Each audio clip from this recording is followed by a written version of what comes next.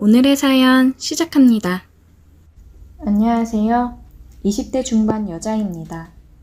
제가 요즘 병원에서 맛본 손맛을 아직도 잊지 못해 자꾸만 생각이 나서 그때 이야기를 한번 해볼까 해요.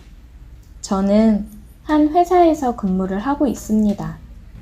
제가 하는 업무는 일반 사무 업무도 보지만 의료 관련 물류 업무도 같이 하고 있어서 종종 무거운 걸 들고 일을 할 때가 있어요. 평소에는 작업할 만 하지만 바쁜 시즌에는 물류량도 많아져서 가끔씩 힘들 때가 많아요. 그리고 이번에 출장을 다녀올 일이 있었어요. 시즌 의류 촬영건으로 바닷가 쪽으로 촬영을 가는데 열흘 정도 출장을 가는 일정이 잡혔습니다. 저희 선발대가 먼저 출발해서 사진 촬영 장소를 먼저 셀렉하고 그 다음 팀이 의류랑 장비 준비해서 내려와 촬영을 진행하기로 했어요. 저는 입사 동기 한 명이랑 같이 먼저 선발대로 출발을 했고 잡은 숙소에 짐을 풀고 근처를 둘러보기로 했습니다. 가끔씩 이렇게 지방 출장을 올 때면 여행을 온 기분도 들고 좋았어요. 이번에는 특히나 바닷가 근처이다 보니까 더 좋더라고요. 촬영 장소로 적합한 곳을 찾아 돌아다니다가 저녁이 돼서 바닷가 근처에서 조개구이에 술이나 한잔 할 생각으로 조개구이를 먹으러 갔습니다. 와, 이게 입사하고 얼마 만의 여유냐? 바다 보면서 조개구이라니 너무 좋다. 그니까 이런 게 힐링이지. 맨날 일에 치여서 너무 힘들었어. 급여 인상도 안 해주면서 부려먹기는 엄청 부려먹는다니까. 요즘 너무 바빠서 남자친구 만날 시간도 없어. 맨날 야근해 출장해 죽겠다. 그래도 너는 남자친구라도 있지. 난 연락하는 남자도 없어서 얼마나 외로워 죽겠는데. 하긴 이렇게 지치다가도 남친이랑 뜨거운 밤 보내고 나면 피로가 싹 풀려서 좋은데 우리 불쌍한 민정이 어쩌나? 야, 남자친구 있다고 지금 약 올리냐? 이 언니 남자 못 만난 지 지금 2년도 더 넘어서 슬프다고. 알겠어. 장난이야, 장난. 출장 끝나고 올라가면 남자 소개시켜줄게. 요즘 연애 안 하더니 너 히스테리가 너무 늘었어. 진짜지? 괜찮은 사람으로 소개시켜줘야 된다. 이 언니도 연애 좀 찐하게 해보자. 그렇게 입사 동기 친구랑 소주 한잔하며 조개구이에 바다를 안주 삼아 먹다 보니 술이 아주 술술 들어가서 과하게 마셨습니다. 다음날 늦잠을 잡고 촬영하기 위해서 다른 팀원들이 왔어요. 이제 가져온 짐을 가지고 나르는데 아직 숙취가 덜 깬 건지 덤벙대다 허리랑 발목을 삐끗했습니다. 처음에는 아프네 이런 느낌으로 잠깐 통증이 있다가 조금 쉬니 괜찮았었는데 계속 물건을 옮기고 몸을 써서 그런지 시간이 지날수록 점점 더 아파오더라고요. 일단 촬영 때 입을 의상이랑 소품들을 다 정리해놓고 얘기를 하고 병원을 가려고 나왔어요. 촬영할 때 저는 크게 필요가 없어서 동기한테 부탁을 하고 나왔습니다. 검색을 하고 시내 쪽으로 정형외과를 찾아서 나갔는데 사람이 꽤 많더라고요. 나이 드신 분들이 주로 있었습니다. 다들 물리치료도 하고 그러다 보니 꽤 오랜 시간을 병원에서 기다리고 치료를 받을 수 있겠더라고요. 그러기에는 시간을 너무 많이 잡아먹을 것 같아서 다른 병원을 찾아봤습니다. 다시 돌아 들어오면서 슈퍼가 보이길래 여쭤봤어요. 혹시 진료 빨리 볼 수 있는 정형외과가 어디 있는지요? 그러니 안쪽으로 들어가면 병원이 하나 있다고 하더라고요. 시내까지 나가기 힘드신 분들이 주로 가는 병원이라며 알려주셨습니다. 저는 알려주신 곳으로 가보았어요. 확실히 시내보다는 한적하더라고요. 병원 안으로 들어가니 카운터에 간호사 같은 분이 계셨고 저는 접수를 하고 기다렸습니다. 대기는 제 앞에 한 분이 있고 없었어요. 빨리 진료 보고 갈 수 있겠다 생각을 했고 점심시간이 걸려 진료를 볼 수 있으려나 생각이 들었습니다. 다행히 저까지 접수를 받고 진료를 볼 수 있었습니다. 저는 앉아서 제 순서를 기다리고 있었어요. 근데 할머니 한 분이 나오셔서 간호사분을 붙잡고 계속 뭐라 얘기를 하시더라고요. 진료비가 비싸네. 이번에 왔다 갔다 힘드니까 약 좀 넉넉히 주면 안 되냐. 간호사분을 붙잡고 힘들게 하시더라고요. 할머님, 잠시만요. 김민정님, 진료실로 들어가세요. 네. 저는 간호사의 말에 진료실로 들어갔고 간호사분은 할머님이랑 다시 실갱이를 시작하는 듯 했습니다. 아무리 설명을 해줘도 막무가내셨어요. 그래서 참 힘들겠다 생각을 했습니다. 안녕하세요. 어디가 불편하셔서 오셨어요? 저 허리랑 발목을 좀 삐끗한 것 같은데 시간이 지날수록 너무 아파서요. 아무래도 여기가 시골병원이라 엑스레이를 찍어보기는 힘들고요. 지금 상태로 봐서는 크게 걱정할 정도는 아니신 것 같으니 너무 무리하지 마시고 움직임은 최소한으로 하고 이틀 정도는 쉬시는 게 좋아요. 옆쪽에 물리치료실로 가서 누워 계세요. 저는 의사 선생님 말에 옆쪽 방으로 가서 누워 있었어요. 선희씨, 먼저 식사하세요. 제가 마무리할게요. 네, 선생님, 저 그러면 시내 다녀와야 돼서 점심시간 끝나기 전에 올게요. 자, 전기치료하고 옴찜질팩 해드릴게요. 네. 의사쌤은 제 다리랑 허벅지 쪽을 쓸며 치료를 해주시려고 하는데 둘만 있다고 생각하니 저도 모르게 긴장을 했는지 쌤 손길 하나에 이상한 소리가 나오더라고요. 남친 없이 외롭게 있다 보니 굉장히 민감해졌나 봅니다. 죄송해요. 너무 간지러워서 저도 모르게 소리가 나오네요. 괜찮아요. 그럴 수 있어요. 자연적인 현상인걸요. 저는 떨리는 목소리로 이야기를 했고 의사쌤은 웃으면서 얘기를 하더라고요. 시골 병원이라 늙은 할아버지가 있을 줄 알았는데 30 후반 정도 되어 보이는 훈훈하게 생긴 의사쌤을 보니 저도 모르게 마음이 갔나 봐요. 저는 손길에 일부러 좀 더 소리를 냈습니다. 그러다 허리 쪽으로 올라오는 손을 잡아버렸습니다. 의사쌤도 뭔가를 느끼셨는지 얘기를 하더라고요. 치료해야 되는데. 저는 이게 더 치료에 효과적일 것 같은데요. 제 말 한마디로 인해 저희를 감싸고 있던 공기는 순식간에 바뀌었고 아무도 없는 병원에서 우리는 선을 넘어버렸습니다.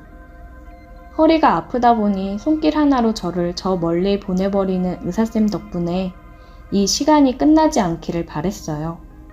점심시간이 끝나기 10분 전쯤 우리는 모든 걸 끝냈고 간호사분이 들어오는 소리와 동시에 저는 치료실에서 나왔습니다. 정신을 못 차릴 정도로 좋아서 저도 모르게 그냥 문을 향해 나가니 간호사분이 저를 붙잡았어요. 저는 깜짝 놀랐습니다. 김민정님! 네? 계산하고 가셔야죠. 어머, 내 정신 좀 봐. 죄송해요. 찜질하면서 편안해서 잠들었다가 깼더니 제정신이 아니네요. 그쵸? 치료받다 보면 잠드시는 환자분이 엄청 많아요. 특히 어르신들은 더 하세요. 그렇게 저는 결제를 하고 병원을 나왔습니다. 다시 원래 있던 곳으로 돌아가는 내내 생각이 계속 나더라고요.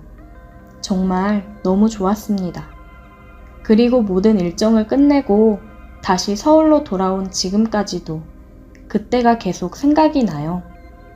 다시 그 시골로 찾아가고 싶은 마음이지만 너무 멀기도 하고 찾아갈 용기가 없네요. 그 병원에 다시 가보는 건 안 될 일이겠죠? 그냥 가끔씩 그때를 떠올리며 제 마음속에만 고이 간직해 둬야겠습니다. 오늘의 사연 여기까지입니다. 오늘도 들어주셔서 감사해요. 구독, 좋아요, 알림 설정 부탁드려요. 오늘의 사연 시작합니다. 안녕하세요. 저는 얼마 전 한국으로 돌아온 33살의 남자입니다. 제가 해외지사로 발령이 나서 1년 정도 일을 하고 다시 한국으로 들어왔는데 그때 있었던 일에 대해 이야기를 해볼까 합니다.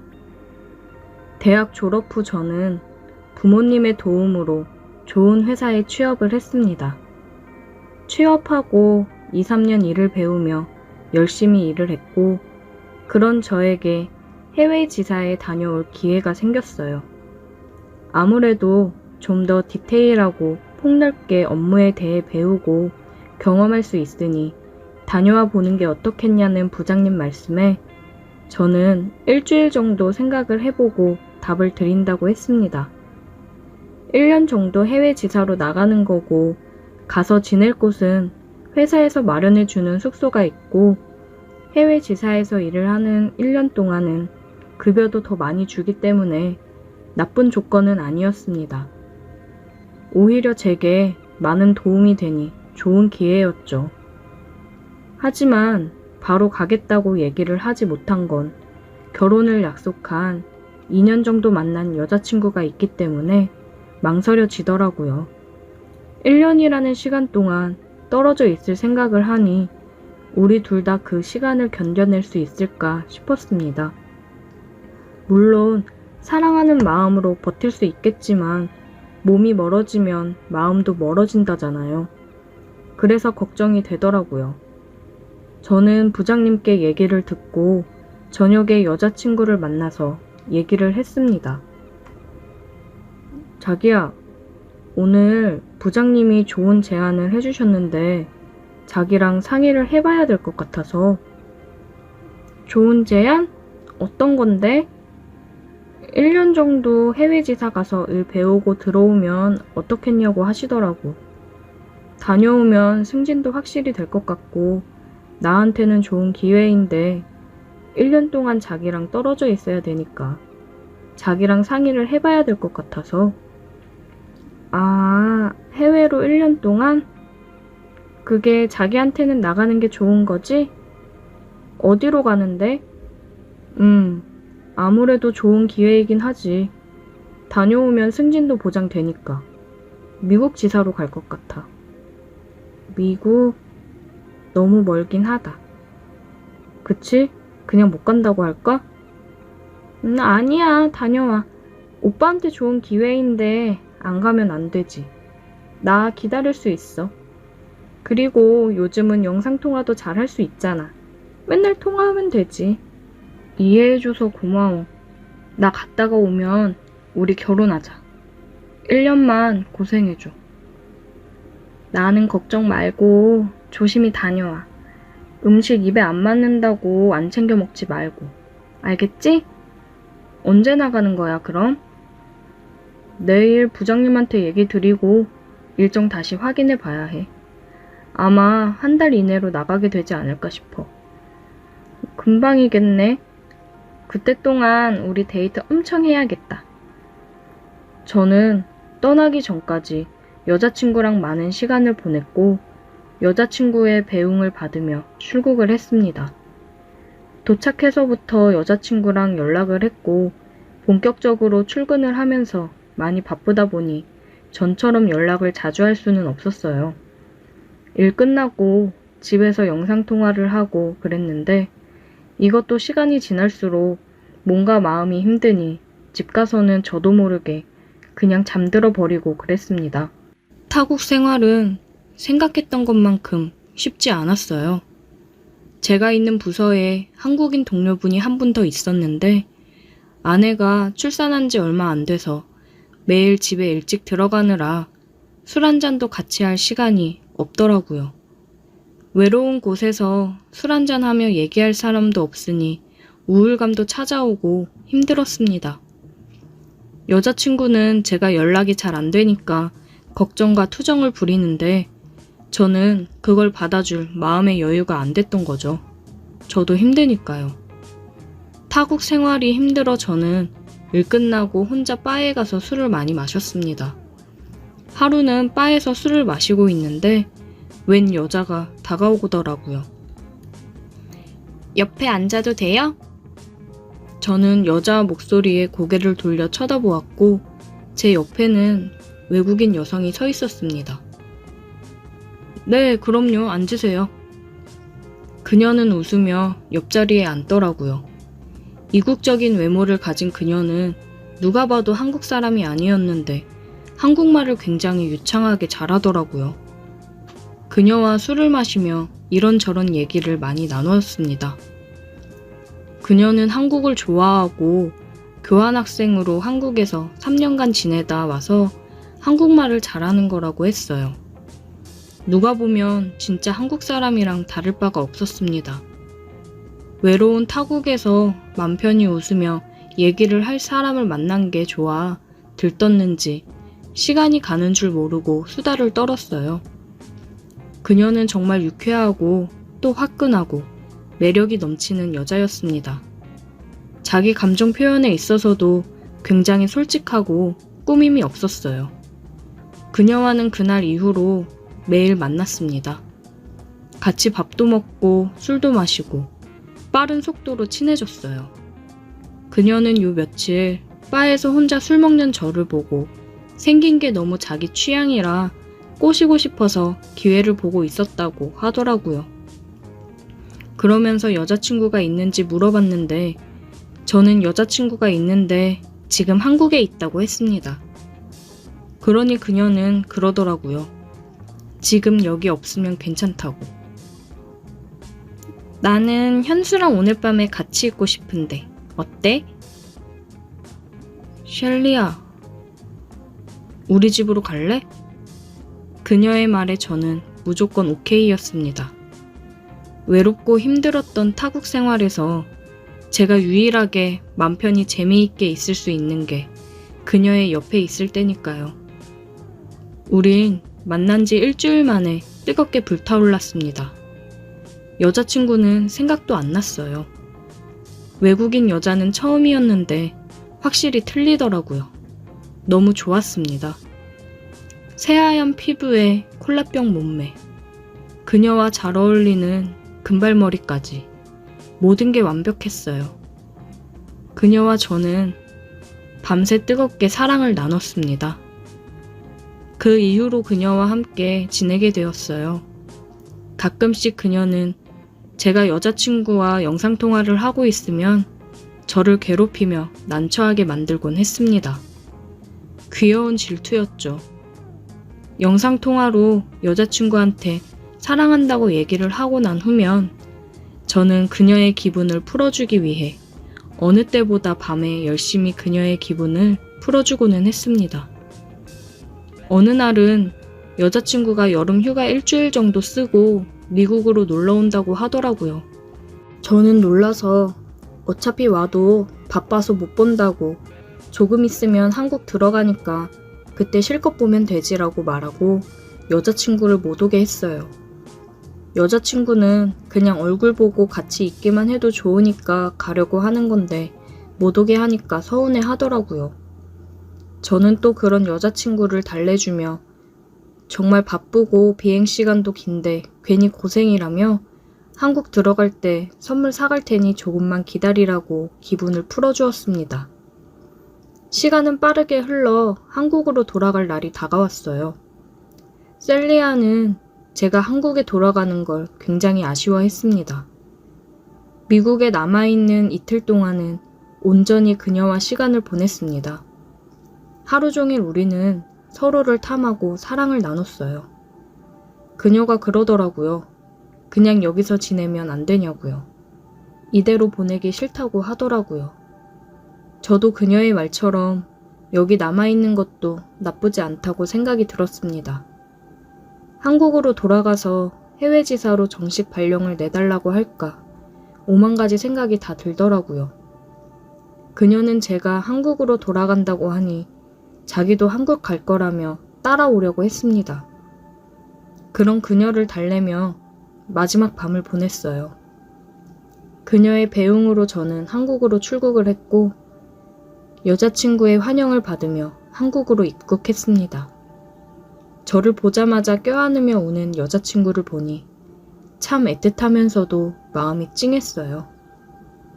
이제 한국으로 돌아온 저는 다시 정신을 차리고 여자친구한테 집중하며 결혼 준비를 해야 되는데 자꾸만 셀리아가 생각이 나서 괴롭습니다.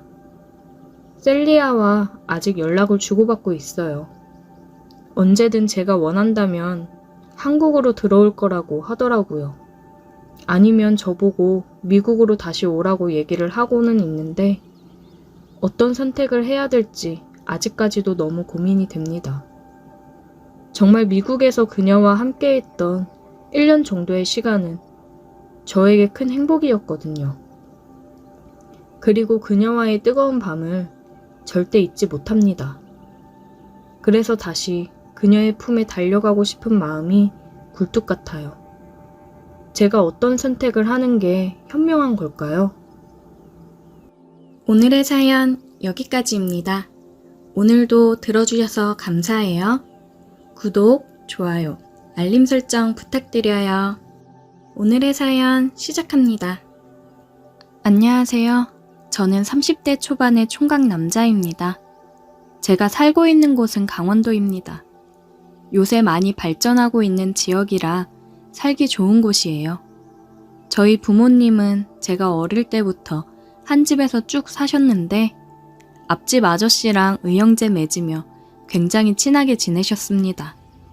가족 모두가 가깝게 지냈는데 옆집은 아들은 없고 딸만 셋이 있는 딸부잣집이었습니다. 아들을 원했던 옆집 아저씨는 저만 보면 사이 삼고 싶다면서 아저씨네 딸 셋 중에 아무나 하나 골라서 장가오라는 농담을 자주 하셨어요. 그 집 딸들 3명 모두 미모가 출중해서 동네에서 이쁘기로 소문이 자자했고 옛날부터 동네 남학생들 모두 구경하러 오기도 했습니다. 저야 어릴 적부터 친하게 지냈으니 친구처럼 오빠처럼 지냈는데 성인이 되고 나서 저는 회사 근처로 방을 얻어 독립하고 그 뒤로부터는 자주 만난 적이 없습니다. 여자친구도 없어 취업하고 휴가를 같이 갈 사람도 없고 그냥 가족들이랑 근처 계곡에나 놀러 가자고 전화를 했고 엄마는 안 그래도 날이 더워서 계곡에 발 담그고 백숙이나 먹으면 좋겠다 싶었는데 잘 됐다며 옆집 가족들이랑 같이 가면 되겠다고 좋아하셨어요.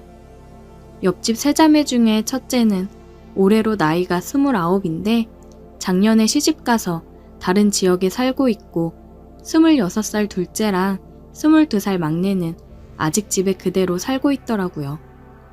저는 계곡에 놀러 가는 걸 굉장히 좋아합니다. 시원한 물에 발 담그는 것도 좋고 계곡에서 먹는 삼겹살이나 백숙이 진짜 기가 막히게 좋았고 특히나 막걸리 한 잔 마시고 시원한 나무 그늘 평상에 누워서 낮잠 한숨 자고 일어나면 하와이도 부럽지 않은 휴가를 보낼 수 있었습니다. 그래서 간만에 가는 계곡이 더 기다려져서 계곡 놀러 가기로 한 주말만 손꼽으며 기다렸어요. 요즘 젊은 아가씨들은 해외여행이나 워터파크를 좋아하지 계곡 놀러 가는 건 별로 관심이 없더라고요. 그래서 옆집 동생들도 안 올 줄 알았어요. 우리 부모님들이랑 아저씨 아줌마만 올 줄 알고 편하게 입고 부모님 댁으로 향했는데 그 집 딸 둘도 간다고 하더라고요. 그런 줄 알았으면 오랜만에 보는 건데 옷도 좀 더 괜찮은 걸 입고 오는 건데 괜히 민망했습니다. 차는 앞집 아저씨 차에 우리 부모님이 함께 타고 제 차에 그 집 딸들과 함께 타고 이동했어요. 제가 집을 나가서 산 뒤로부터 몇 년 동안 얼굴을 잘 보지 못해서 조금 어색하긴 했지만 어떻게든 대화를 이어나가고 있었습니다. 애들이 제가 못 보던 사이에 많이 이뻐졌더라고요. 옛날에는 그냥 마냥 귀여운 동생 같은 느낌이었는데 이제 둘째는 다 커서 시집가도 될 만큼 매력적이었고 막내는 아직 예전 느낌 그대로긴 한데 얼굴은 둘째가 더 분위기 있고 예뻤고 몸매는 막내가 더 볼륨이 있더라고요. 떡줄 사람은 생각도 안 하는데 괜히 저 혼자서 둘째와 셋째 중에 누구를 선택해야 하는 건지 쓸데없는 고민을 하다가 계곡에 도착했습니다. 너무 더운 날이어서 도착하자마자 바로 차 트렁크에서 튜브를 꺼내 바로 물에 들어갔고 양쪽 부모님들은 자리를 잡고 술을 드시기 시작했어요. 혼자서 계곡물 위에 둥둥 떠다니며 시원하게 휴가를 만끽하고 있었는데 갑자기 막내가 오더니 자기도 튜브 타고 싶다고 같이 타자고 하더라고요. 그래서 아무 생각 없이 그러라고 했더니 제 튜브 안으로 들어왔습니다.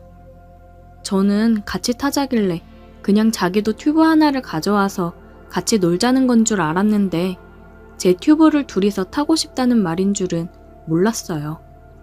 대형 튜브로 커서 둘이 들어가도 넉넉하긴 했지만 튜브 안에서 서로 밀착하다 보니 괜히 민망했습니다. 얘는 이 사실을 아는 건지 모르는 건지 재밌다고 신이 났고 저 혼자만 얼굴이 빨개지고 엉거주춤한 자세로 있게 되더라고요.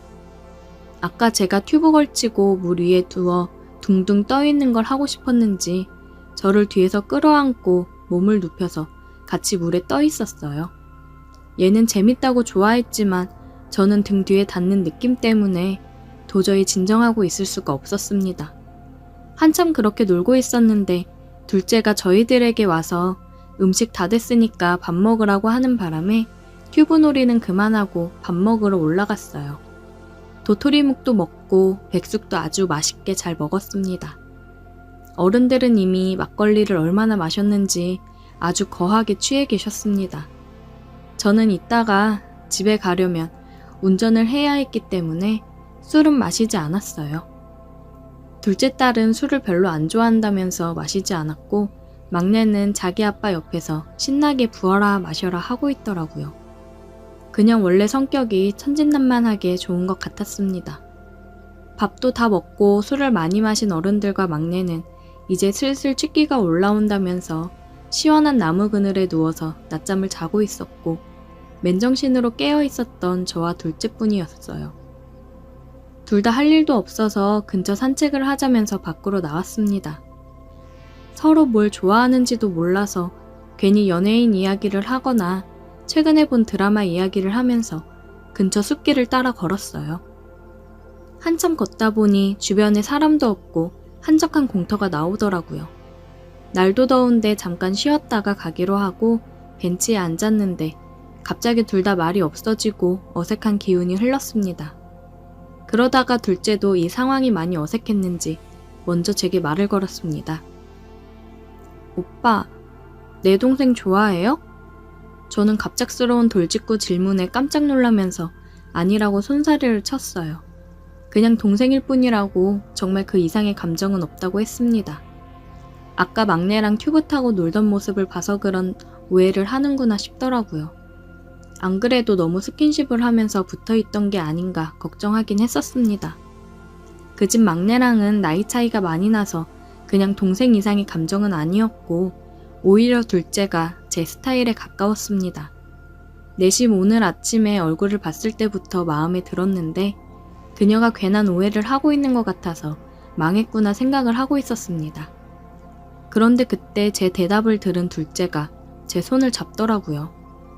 깜짝 놀랐는데 그녀가 저를 바라보면서 그럼 저는 어떻게 생각해요? 라고 물었습니다. 저야 당연히 두 손 들고 환영이었죠. 갑자기 머리가 빠르게 돌아가기 시작했고 예전부터 나는 너를 좋아하고 있었다고 거짓말을 해버렸어요.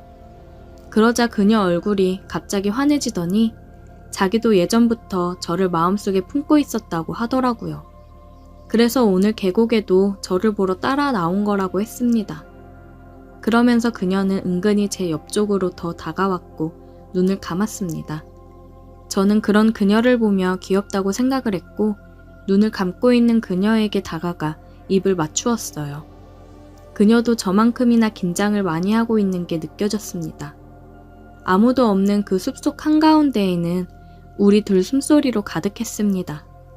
제가 그녀를 알고 지낸 지도 어릴 때부터 10년도 더 넘었는데 그동안 저는 그녀와 제가 이런 사이로 발전할 거라고 전혀 상상하지도 못했습니다. 워낙 예쁘고 인기도 많아서 다른 잘생기고 능력 있는 남자를 만날 거라고 생각했었지. 그녀가 마음속으로 품어온 사람이 저라는 것을 알았을 때는 진짜 하늘을 날아갈 것처럼 기뻤습니다.